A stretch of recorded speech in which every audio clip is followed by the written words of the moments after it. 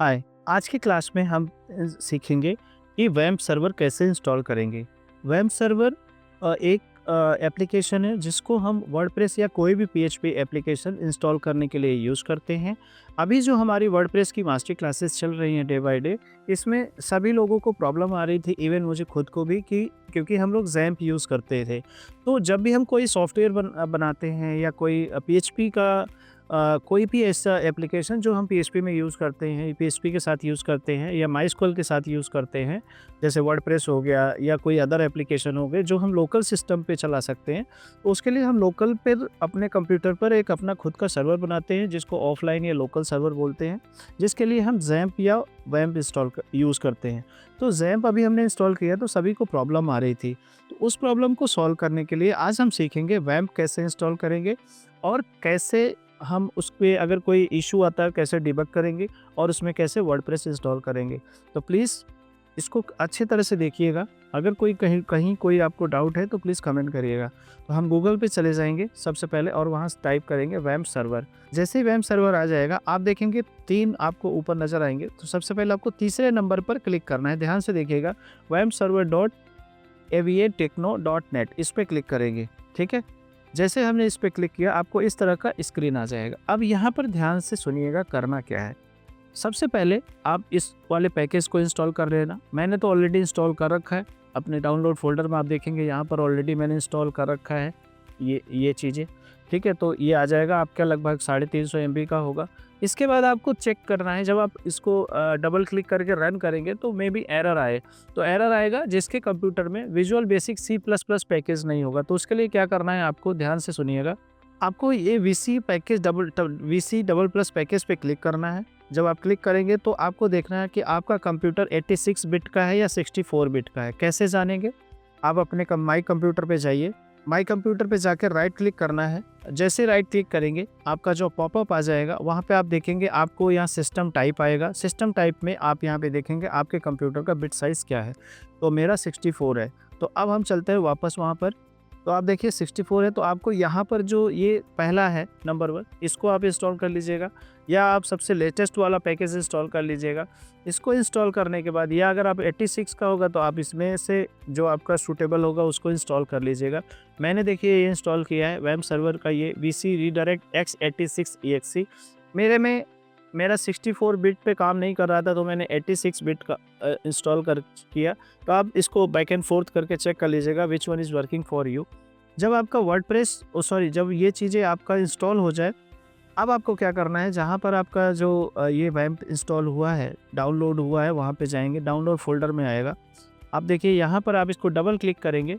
Double click जैसे ही click करेंगे अब आप देखिए एक पॉपअप आ गया, हम येस पे क्लिक कर देंगे यहाँ पर। उसके बाद ओके पर क्लिक करेंगे, फिर ये आई एक्सेप्ट द एग्रीमेंट पर क्लिक करेंगे और नेक्स्ट पर क्लिक करेंगे।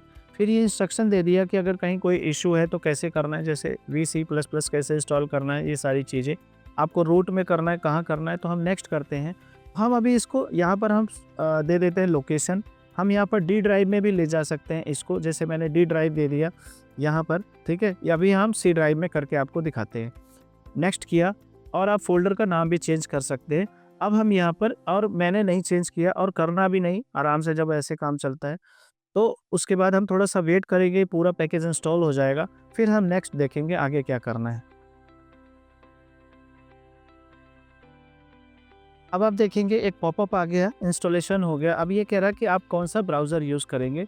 बाय डिफ़ॉल्ट ये एज उठाएगा, बट अगर आप क्रोम यूज़ करना चाहते हैं तो आप येस पे क्लिक करेंगे और जैसे ही इस पे क्लिक करेंगे आप देखेंगे यहाँ पर माइक्रोसॉफ्ट का फ़ोल्डर आ रहा है ऊपर। अब हम क्या करेंगे, यहाँ पर जो डबल कोट आ रहा है इस पे क्लिक करेंगे और या हम अपना C ड्राइव पे चले जाते हैं, प्रोग्राम फाइल्स पे चले जाते हैं। प्रोग्राम फाइल्स पे जाने के बाद हम लोग गूगल्स के फ़ोल्डर पे चले जाएंगे। गूगल के फ़ोल्डर पर क्रोम पे क्लिक करेंगे, फिर एप्लीकेशन पर क्लिक करेंगे। आप देखेंगे क्रोम का आइकन आ गया। ये ध्यान रखिएगा, ये चीज़ें तभी आपको मिलेंगी जब आपके कंप्यूटर में क्रोम इंस्टॉल होगा। अगर क्रोम इंस्टॉल नहीं है तो आपको इंस्टॉल करके ही इसको प्रोसेस को फॉलो करना है। क्रोम पर क्लिक किया हमने अब और ओपन कर दिया। अब ये बोल रहा है कि आप टेक्स्ट एडिटर के लिए क्या यूज़ करना चाहते हैं।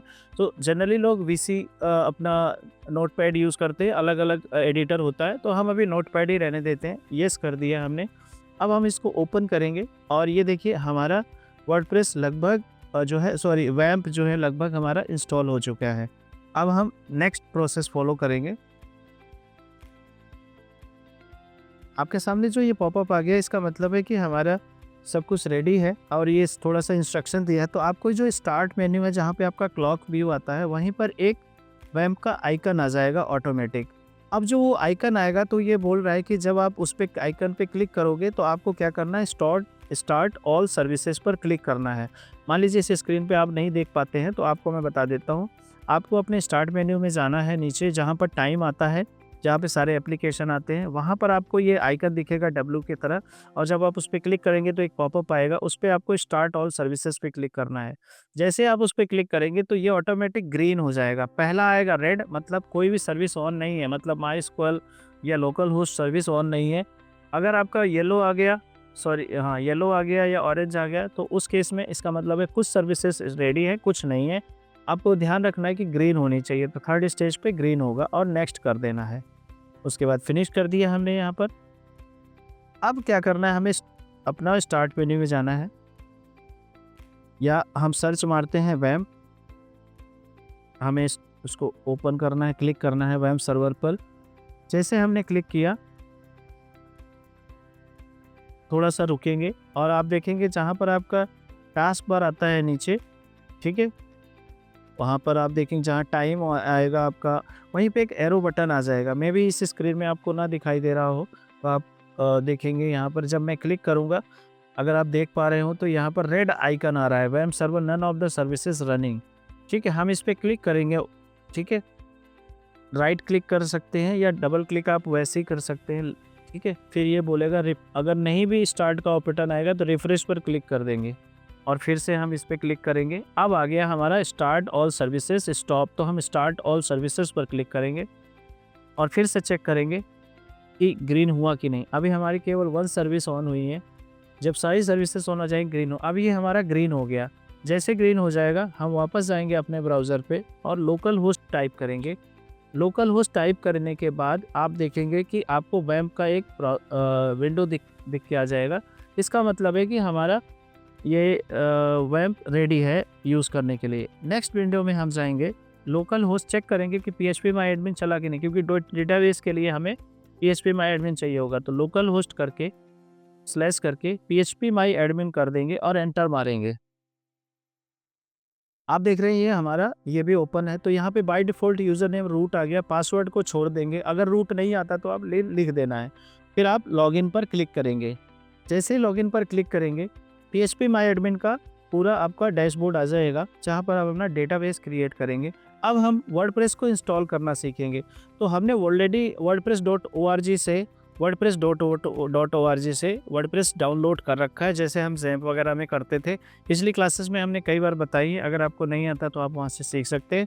फिर से बताऊँ अगर तो आप जाके यहाँ पे गेट वर्डप्रेस पे क्लिक करेंगे। इस वेबसाइट खोलने के बाद डाउनलोड वर्डप्रेस पे क्लिक करेंगे और आपका वर्डप्रेस डाउनलोड हो जाएगा। फिर आपको जाना है जहाँ पर आपका वर्डप्रेस है, उसको कॉपी कर लेना है। अब आपने जो वैम्प इंस्टॉल किया है C ड्राइव में किया है, तो वापस जाते हैं, आप देखेंगे वैम्प 64 के नाम से फोल्डर बन गया। इस पर क्लिक करेंगे, फिर www में जाएंगे और यहाँ पर आप जो भी फोल्डर आप बनाएंगे वो यहाँ पर वही उसी में आपको वेबसाइट यूज़ करना है। तो हम पेस्ट कर लेते हैं वर्डप्रेस, इसको रिनेम कर देते हैं अभी। ठीक है, रिनेम किया हमने, मान लीजिए इसके नाम से, टेस्ट के नाम से, या जो भी आपका प्रोजेक्ट होगा। अब इसको राइट क्लिक करेंगे और एक्सट्रैक्ट कर देंगे, एक्सट्रैक्ट टू टेक्स्ट। अभी एक टेक्स्ट का फोल्डर बन गया। ठीक है, देखिए सारे वर्डप्रेस, यहाँ पर वर्डप्रेस आ जाएगा। अभी ये सारा आ जाता है, थोड़ा सा और एक एक्सपेरिमेंट करना पड़ेगा। तो टेस्ट पे गए, वर्डप्रेस पे गए और जितनी फोल्डर है इसको कट करके Ctrl+X मारा और वापस आ गए टेस्ट वाले फोल्डर में पेस्ट कर दिया और ये वर्डप्रेस को हटा दिया। ठीक है, तो कहने का मतलब है कि जब टेस्ट पे ओपन करो तभी हमारे को वेबसाइट खोलने है, तो सारी फाइलें टेस्ट फोल्डर में आनी चाहिए। अब वापस आ जाते हैं वेब सर्वर पे, लोकल होस्ट पे जाते हैं, ऑब्लिक करके टेस्ट कर देते हैं। तो जो हमने फाइलें रखी हुई थी वो ऑटोमेटिक फाइल यहाँ पर दिखनी चाहिए, मतलब वो वर्डप्रेस यहाँ पर इंस्टॉल करने के लिए हमें इंस्ट्रक्शन देना चाहिए। मेरा कहने का मतलब ये है। अब आप देख रहे होंगे कि सक्सेसफुली हमारा फोल्डर लोकेट हो गया है। अब हम इसको इंस्टॉल करेंगे तो आगे का प्रोसेस सेम है जैसे हम वर्डप्रेस ज़ैम्प पे इंस्टॉल करते थे। अभी मैं फिर से बताने की कोशिश करता हूँ। अब आपको लेट्स गो पे क्लिक करने हैं। लेट्स गो पे क्लिक करने के बाद डेटाबेस बनाना है आपको पीएचपी में एडमिन सबसे पहले। तो मैंने मान लीजिए हमने बनाया टेस्ट डीबी के नाम से बना दिया, या ठीक है फर्स्ट प्रोजेक्ट के नाम से बना दिया डेटाबेस। इस डेटाबेस का नाम जो है इसको कॉपी कर लेंगे, ठीक है, क्योंकि ये केस सेंसिटिव होता है। अब इतना करके छोड़ देते हैं, डेटाबेस का नाम यहाँ पेस्ट कर देते हैं या फर्स्ट प्रोजेक्ट टाइप कर दिया। यूज़र नेम में हम रूट डाल देंगे, पासवर्ड छोड़ देंगे, लोकल होस्ट ऐसे ही रहेगा, टेबल प्रीफिक्स में WP या कुछ भी अपना रख सकते हैं और सबमिट करेंगे। अब यहाँ पर हो गया। अब ये कह रहा रन द इंस्टॉलेशन पर हमारे क्लिक कर देना है। सब टाइटल है, जैसे हम इस साइट टाइटल में फर्स्ट प्रोजेक्ट डाल दिया। यूज़र नेम में हमने डाल दिया फर्स्ट, मान लीजिए एडमिन। पासवर्ड इसने बहुत सारा कॉम्प्लिकेटेड कर दिया है, तो हम इसको आसान करेंगे। फर्स्ट पासवर्ड @123 रख दिया अभी हमने फ़िलहाल। ईमेल आईडी मैंडेटरी है, कोई भी एक ईमेल आईडी डाल दीजिए। Discourage search engine from the indexing the site. अगर आप इसको डिस्करेज कर देते, कोई भी सर्च इंजन आपकी वेबसाइट को गूगल पर नहीं ले जाएगा या अपने सर्च इंजन पर नहीं ले जाएगा। अब हम इंस्टॉल वर्डप्रेस पर क्लिक करेंगे।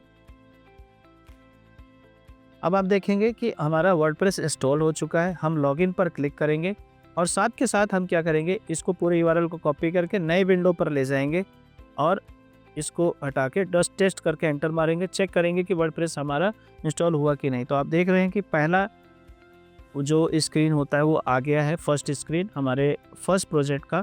और यहाँ पर हमने जो यूज़र आईडी पासवर्ड बनाया था, तो हमने जाने से बनाया था फर्स्ट एडमिन, पासवर्ड बनाया था फर्स्ट पासवर्ड @123 करके लॉगिन करेंगे। कांग्रेचुलेशन, आपका फर्स्ट प्रोजेक्ट का वर्डप्रेस इंस्टॉल हो गया है।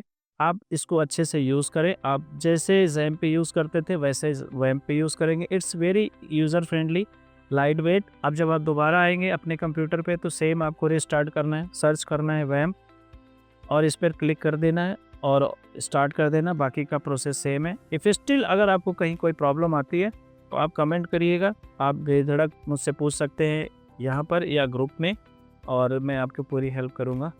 अपना जो भी असाइनमेंट आपको दिया गया उस असाइनमेंट को फटाफट क्लियर करिए, क्योंकि टाइम बहुत निकल चुका है। आपको फास्ट एक्शन लेना पड़ेगा, तभी मैं आगे कुछ करा पाऊँगा। जब तक का जो दिया गया असाइनमेंट आप कंप्लीट नहीं करेंगे, मैं वो कॉमर्स नहीं स्टार्ट कराऊँगा, क्योंकि अगर आप पीछे का ही नहीं करेंगे तो आगे का समझने का या करने का कोई फ़ायदा नहीं बनता है।